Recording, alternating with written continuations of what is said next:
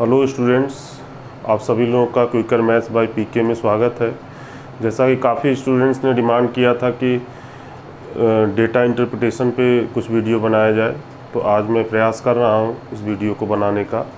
और ये एक क्वेश्चन मैंने लिख रखा है जो कि बहुत ही बेहतरीन क्वेश्चन है।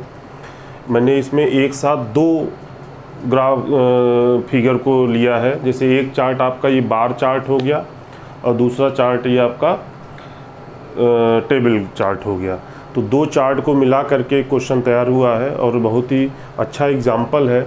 इससे आप लोगों को बहुत सहायता मिलेगा कि दो चार्ट को एक साथ कैसे हैंडल किया जाता है।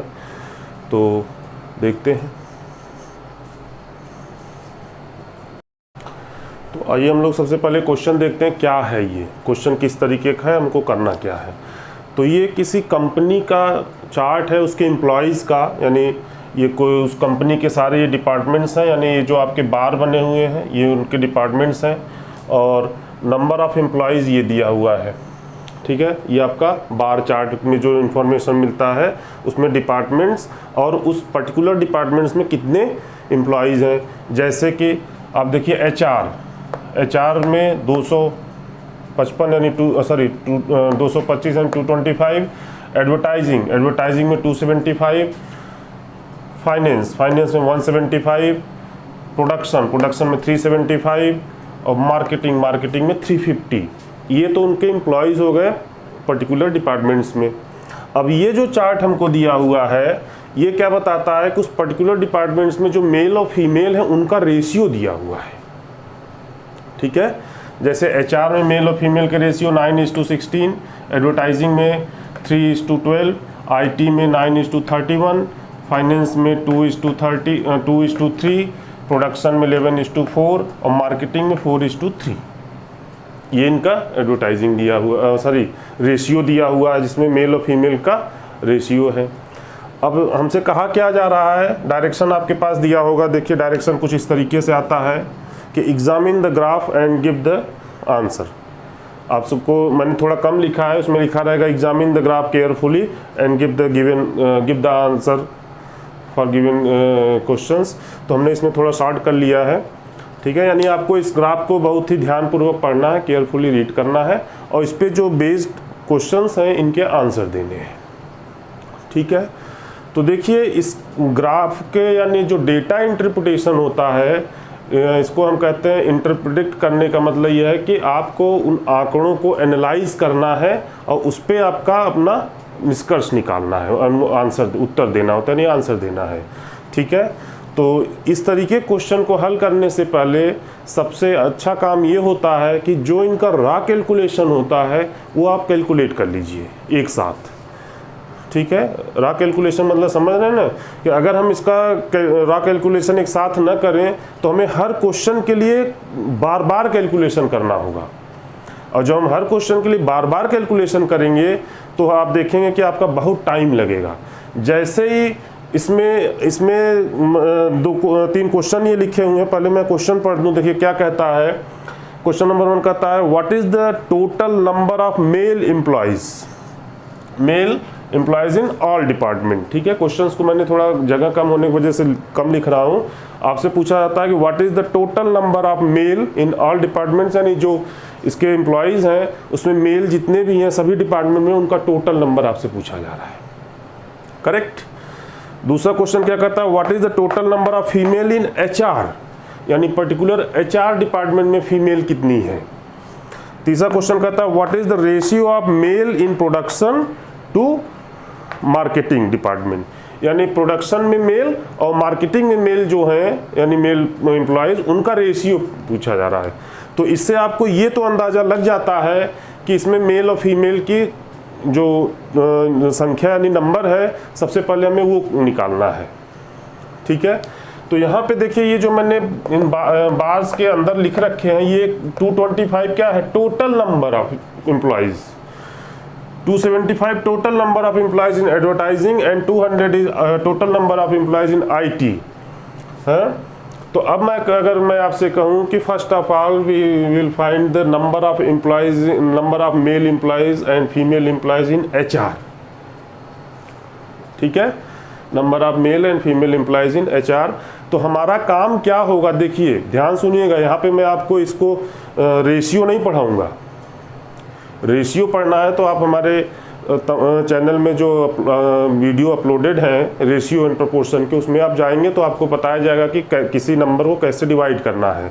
तो हमारा काम देखिए क्या होता है, पहला काम ये होता है कि अगर हमें HR में मेल और फीमेल लिखना है, HR में अगर मुझे मेल और फीमेल को की वैल्यू लिखनी है तो हम क्या करेंगे, हम ये करेंगे कि ये जो 225 नंबर लिखा हुआ है 225, इसको मैं 9:16 में डिवाइड कर दूंगा। 9:16 में डिवाइड कर दूंगा। अब वो डिवाइड कैसे किया था मैं ओरल बता रहा हूँ, ओरल आपको बता रहा हूँ। आपको पूरा देखना है तो आप हमारे रेशियो एंड प्रोपोर्शन का वीडियो देखिएगा जा करके, तो वहाँ पे आपको मिल जाएगा। ठीक है, तो देखिए हमें क्या करना है, 225 को 9:16 यानी 9:16, 9:16 मतलब होता है 9:16 में डिवाइड करना है। तो मैं 9 + 16 25 आया, राइट। 25 से हम इस 225 को डिवाइड कर देंगे।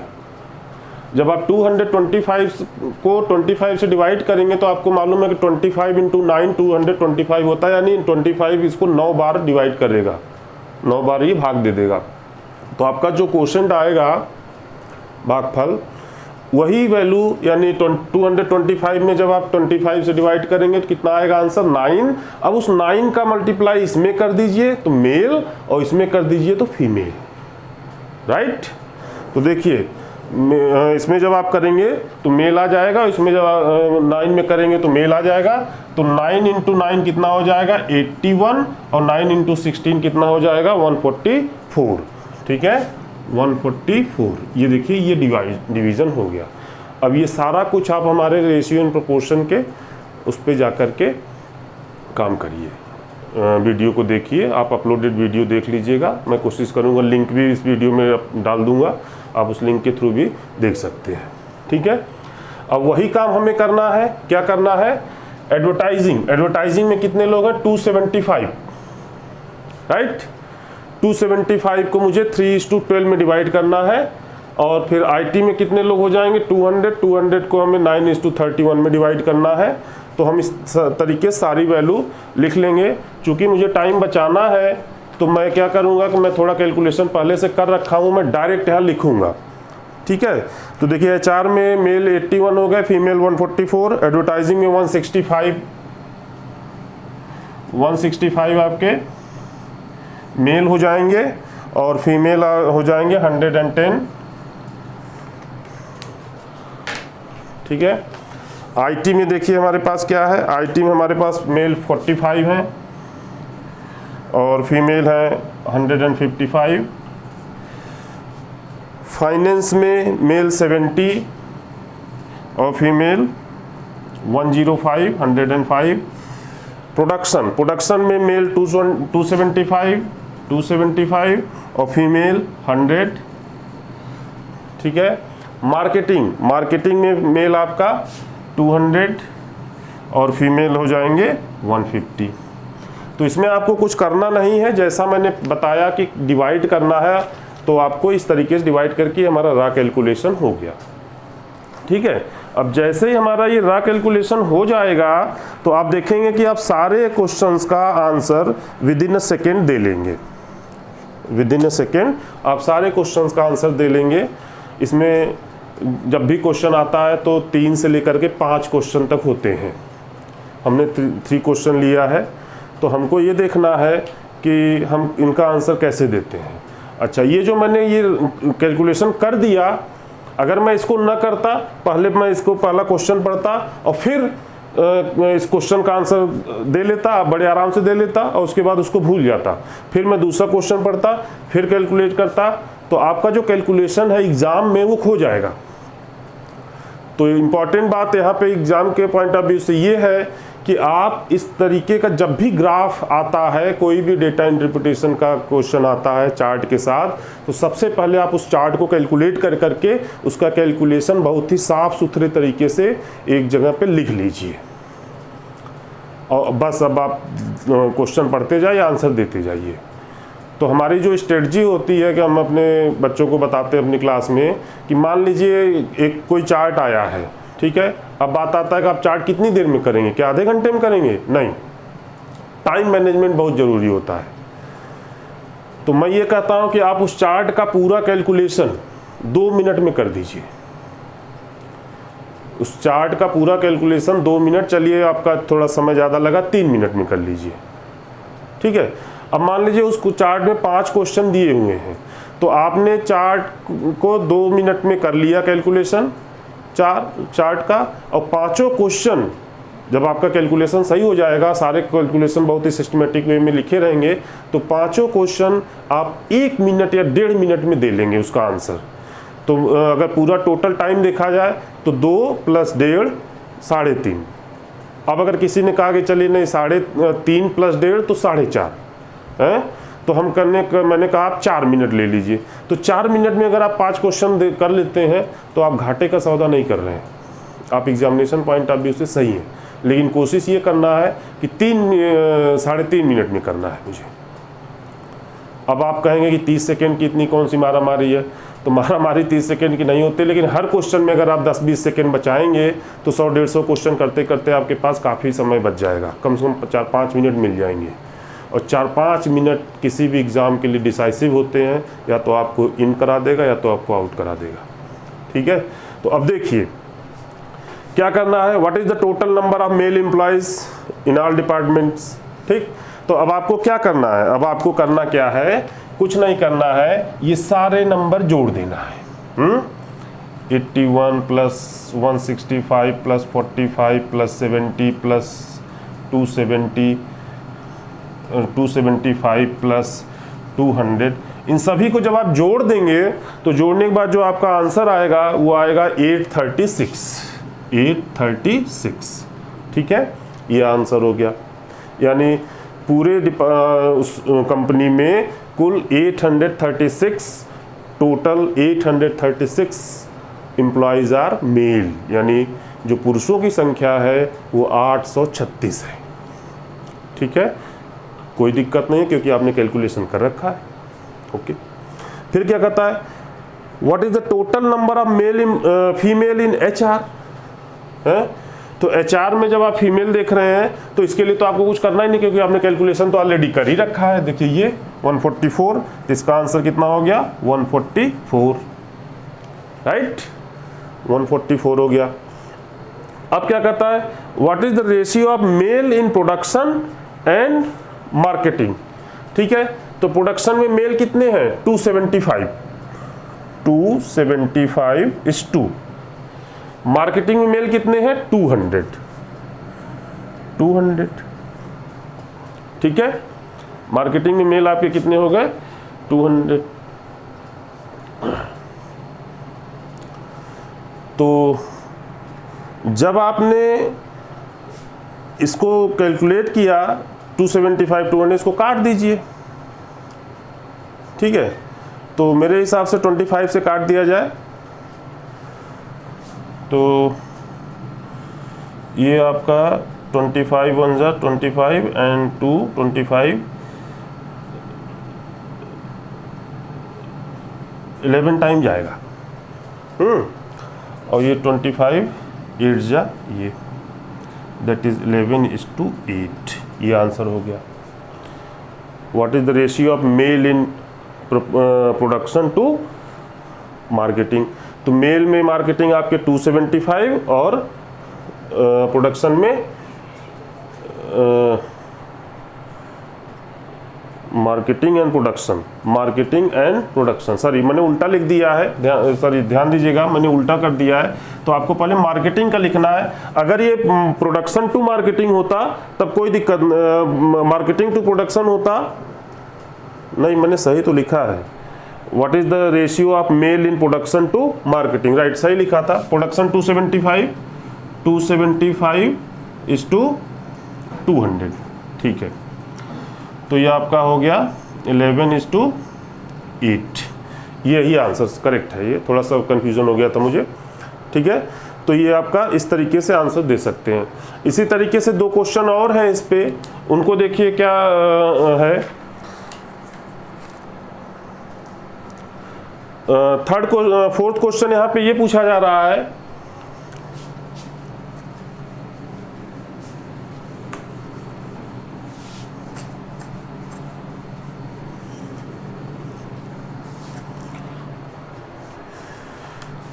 क्वेश्चन नंबर 4 में क्वेश्चन कहता है कि in which department the number of female employees is least, या in which department the number of female is least, in which departments number of female is least, यानी सबसे कम महिलाएं किसमें हैं। आप देखिए सबसे कम महिलाएं किसमें हैं, किस डिपार्टमेंट में। तो इस फिगर को देखिए, फीमेल में देखिए सबसे कम किसमें दिख रहा है, ये देखिए 100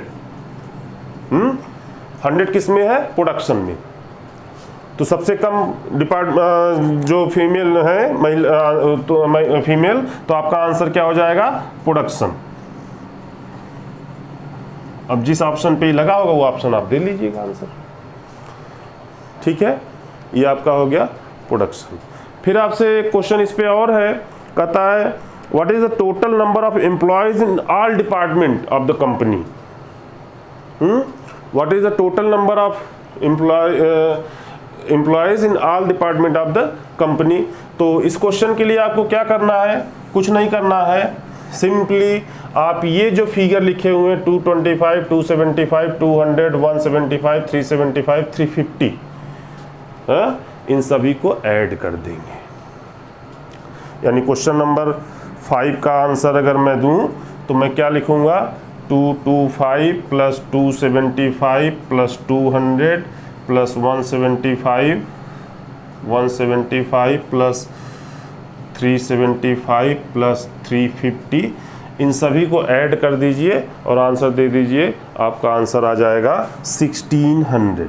थोड़ा कैलकुलेशन मैं ऑलरेडी कर चुका हूँ, क्योंकि वीडियो में इतना टाइम लग जाएगा, फिर आपको वीडियो देखने में प्रॉब्लम होगी।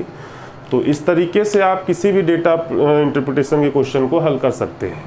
आपने देखा है कि कोई बहुत ज़्यादा टिपिकल क्वेश्चन एग्जाम में नहीं आते हैं। हाँ, DI जो बैंक में पूछी जाती है वो थोड़ा सा टफ होती है,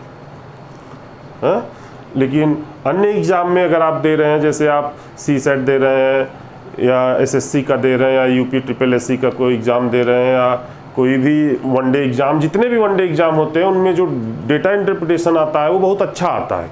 सिर्फ और सिर्फ IBPS और बैंक के एग्ज़ाम में जो DI आता है वो थोड़ा सा टिपिकल होता है, तो उसके लिए अलग से बनाया जाएगा, उस तरीके के क्वेश्चन को लिया जाएगा।